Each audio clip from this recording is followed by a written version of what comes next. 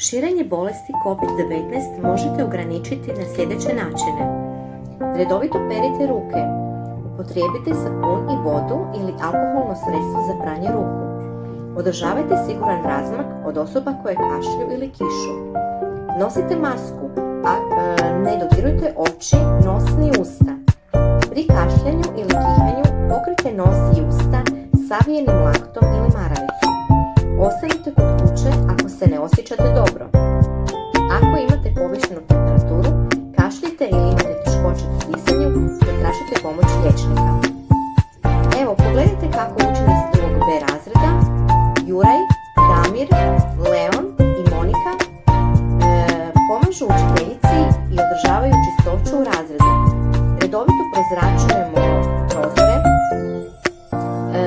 čistimo prostorije, dezinficiramo stolove i želimo da ostanemo i dalje zdravi, mi i naši ostali ukućani. Zato se i veselimo ponovnom povratku u školu.